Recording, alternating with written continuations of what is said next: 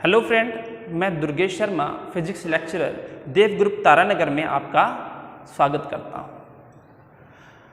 आज हम जो बात करेंगे या आज जो हम चैप्टर स्टार्ट करेंगे वो 10वीं क्लास का चैप्टर स्टार्ट करेंगे।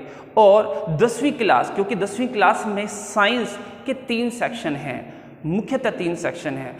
एक है बायोलॉजी, एक है फिजिक्स और एक है केमिस्ट्री। तो मैं जो फिजिक्स का जो मैं चैप्टर करवा रहा हूँ वो है इलेक्ट्रिक करंट। तो हम इलेक्ट्रिक करंट के बारे में पढ़ेंगे। सीबीएसई और आरबीएसई दोनों में ये चैप्टर आता है। तो आज हम स्टार्ट कर रहे हैं 10th क्लास का चैप्टर इलेक्ट्रिक करंट, मतलब विद्युत धारा।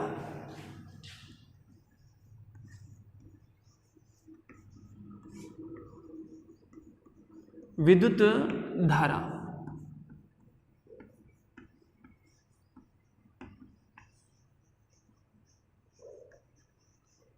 Electric current.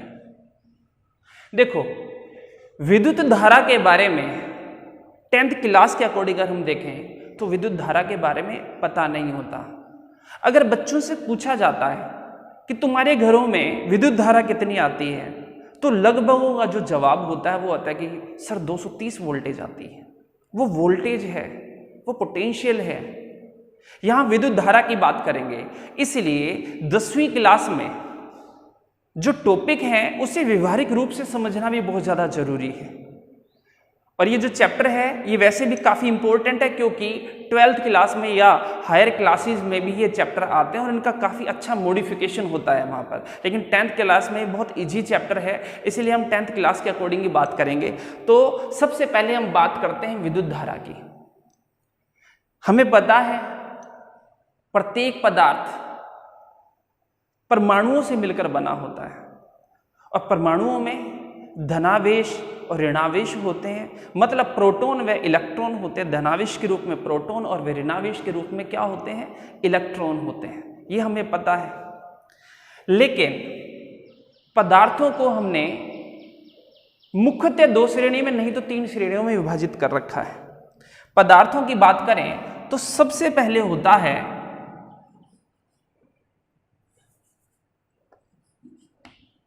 चालक, जिसे हम कहते हैं कंडक्टर। चालक या कंडक्टर क्या होता है सभी को पता है। ऐसे पदार्थ जो आवेशों का आसानी से स्थानांतरण करें, या वे पदार्थ जिनमें आवेश बहुत ही सरलता से बह सकें, प्रवाहित हो सकें, उसे हम चालक कहते हैं। तो इसके बारे में पता है। इसका एग्जाम्पल अगर हम बात करें तो इसका एग्जाम्पल है लोहा, चांदी, एल्युमिनियम, तांबा। ये सारे जो हैं वो चालकों में आते हैं और उसमें आसानी से जो आवेश हैं वो प्रवाहित होते हैं। हमने अपनी अब तक की जो जिंदगी में काफ़ी बार करंट के झटके महसूस किए हैं, और जिससे हमने करंट के झटके महसूस किए हैं कहीं ना कहीं वो चीज़ मेटल या धातु की होगी या वो चालक की थी। तो अब बात आती है चालक किसे कहते हैं? वे पदार्थ जिसमें आवेश आसानी से प्रवाहित हो जाते हैं वे पदार्थ चालक कहलाते हैं। जैसे लोहा, इसका रासायनिक सूत्र है Fe।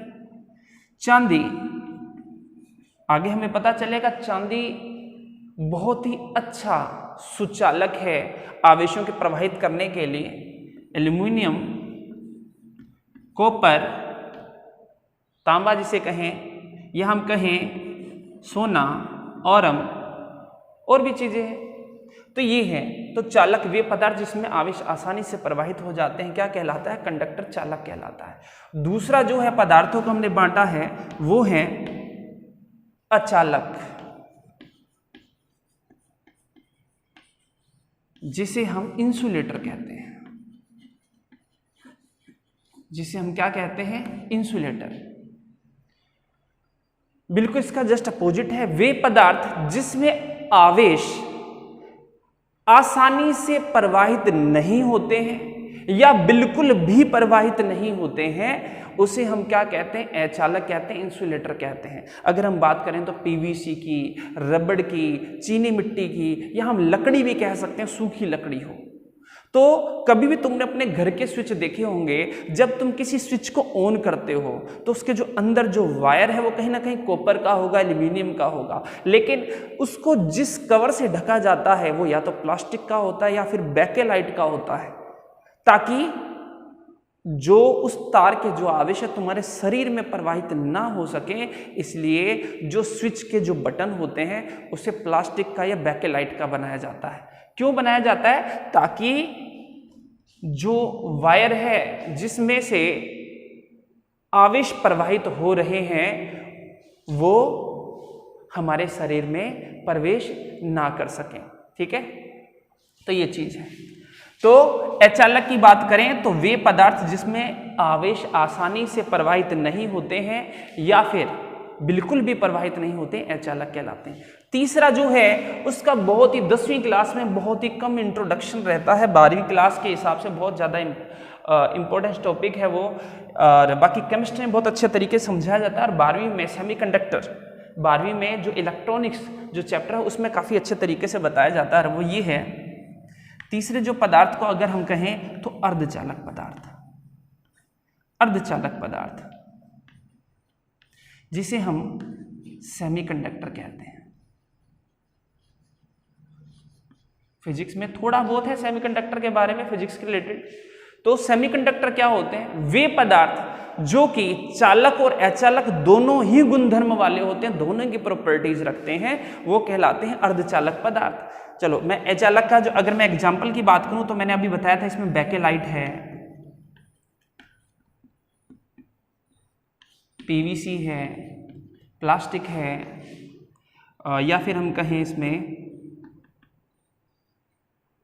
रबड़ है, बहुत है। अच्छा, अर्धचालक सेमीकंडक्टर में सिलिकॉन है, जर्मेनियम है, GaAs है, तो बहुत हैं। तो ये कुछ ऐसे पदार्थ हैं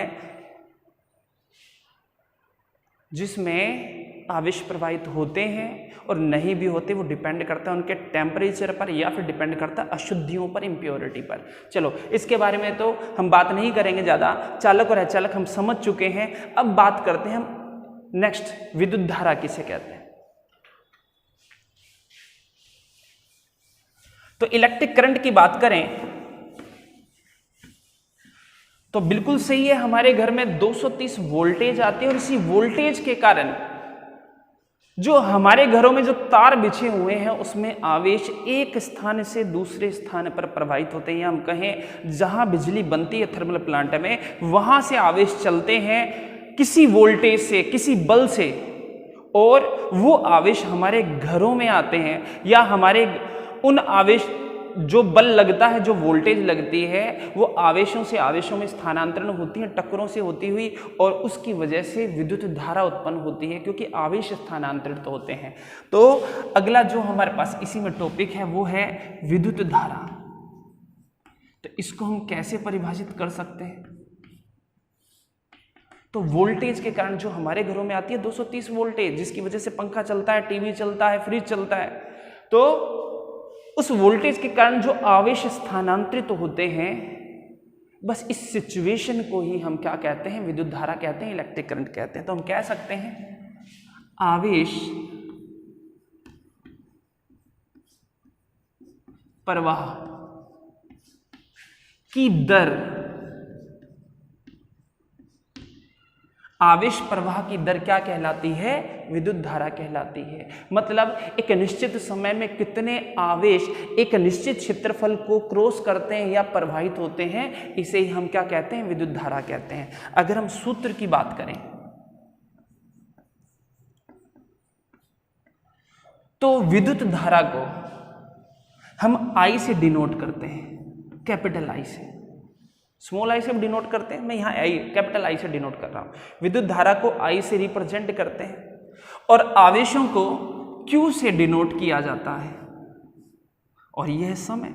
तो इस परिभाषा के अनुसार आवेश प्रवाह की दर या फिर एकांक समय में प्रवाहित आवेश, एकांक समय में प्रवाहित आवेश ही क्या कहलाता है? विद्युत धारा कहलाता है। और विद्युत धारा को I से डिनोट करते हैं। यहाँ पर Q क्या है? यह हम कहें तो ये तो है विद्युत धारा,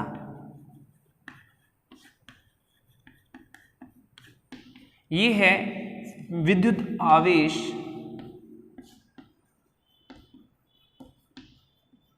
और ये है समय। ये क्या है? समय। तो विद्युत धारा की परिभाषा, आवेश प्रवाह की दर को विद्युत धारा कहते हैं। सूत्र इसका I बराबर में Q बटे में T होता है। तो विद्युत धारा बराबर विद्युत आवेश बटे में समय। लेकिन अब जो बात आती है वो आती है मात्रक की, कि अगर हमारे घर में कितनी धारा बह रही है, कितनी ज़्यादा है, कितनी कम है, तो उसका एक मात्रक भी होगा, एक निश्चित मानक भी होगा। तो जो अगला है वो है मात्रक। मात्रक की अगर बात करें तो देखो, विद्युत आवेश का मात्रक भी हमें पता है। विद्युत आवेश, आवेश को हम जिस एक निश्चित मानक से जानते हैं वो मानक होता है, वो स्टैंडर्ड वैल्यू होती है, वो मात्रक होता है कूलाम। कितने कूलाम आवेश प्रवाहित होगा। समय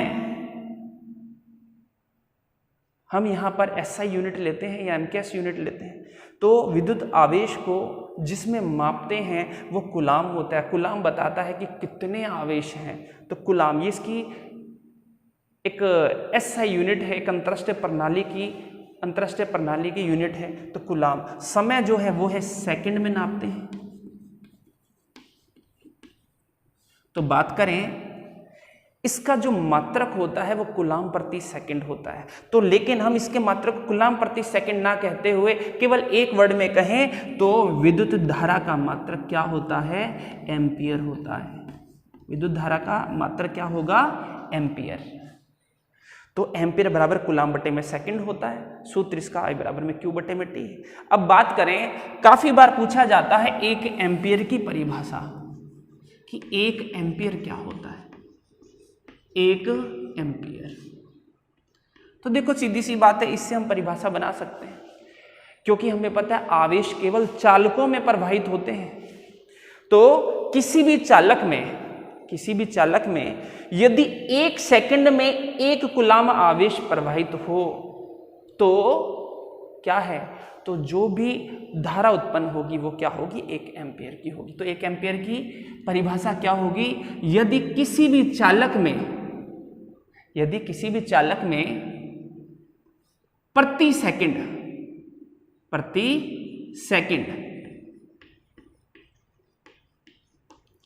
1 कूलाम आवेश प्रवाहित हो। यदि किसी भी चालक में प्रति सेकंड 1 कूलाम आवेश प्रवाहित होते हैं तो वह धारा 1 एम्पियर ही होगी। तो ध्यान देना। तो ये है।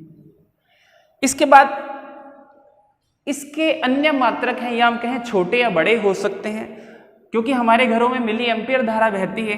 तो एम्पियर के अन्य जो मात्रक हैं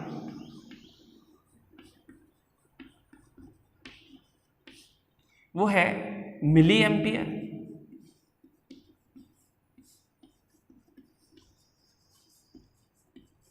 इसे स्मॉल m a से डिनोट करते हैं।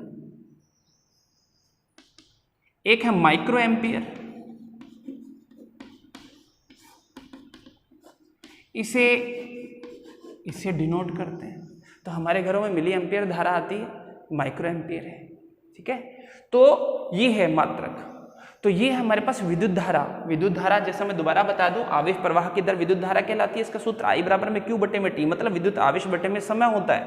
तो मात्रक इसका कूलाम प्रति सेकंड, जिसे हम एम्पियर कहते हैं। तो एम्पियर, 1 एम्पियर क्या होता है? अगर किसी चालक में प्रति सेकंड 1 कूलाम आवेश प्रवाहित हो तो ये जो बहने वाली धारा है वो 1 एम्पियर कहलाएगी। इसके अन्य मात्रक मिली एम्पियर या माइक्रो एम्पियर होते हैं। ठीक है, तो विद्युत धारा जो कि काफ़ी इंपॉर्टेंट टॉपिक है, इससे 10वीं में काफ़ी क्वेश्चंस पूछे भी जाते हैं, जो इससे आगे हम पढ़ेंगे कल।